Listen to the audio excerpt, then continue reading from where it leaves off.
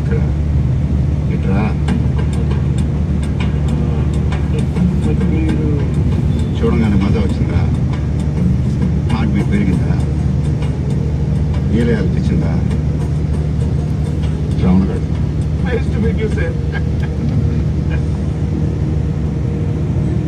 ఏంది హడావిడి?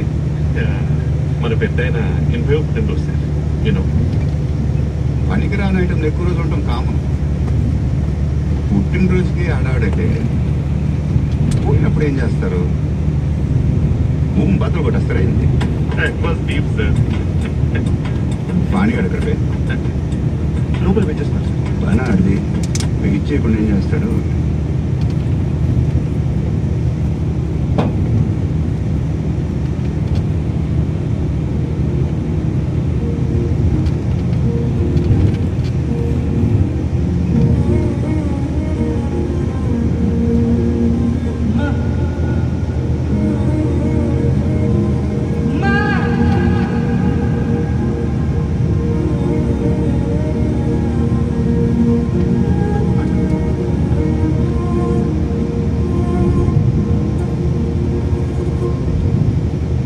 అడ్రస్ నడింది అంటే వెళ్ళాలి సార్.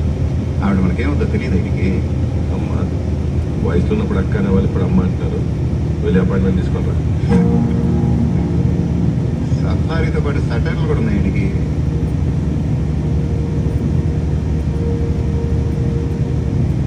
ఏం చూస్తున్నావు? కొట్టవా? చంపేస్తే ఎట్టుంటా అని చూస్తున్నాం. ఓ ఓ ఓ ఓ బాబు బాబు బాబు ఇటు కాఫీ టీ. చేతిలో కప్పు ఉందా? కాగితాలుగా తెచ్చింది తెని పెట్టేసిపోతా. చదువుకుని పెట్టాను సార్. ఎందుకని మంచిది. నేను చదువుకునే వస్తుంది. ఏముంటాయి బాబు అంత గొప్ప ముడిగిపోయేవి? వారసత్వం అడగకూడదు. మీకు అవసరం లేదు. ఇంటి పేరు వాడుకోకూడదు. మీ నాన్నగారి తప్ప పేరు ఉండనే ఉంది. ఇన్ షార్ట్ వాళ్ళతో సంబంధమే లేదు.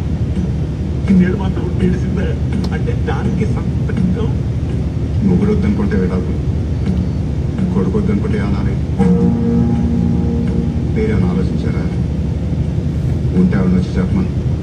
ఒకటే పొందెడతా.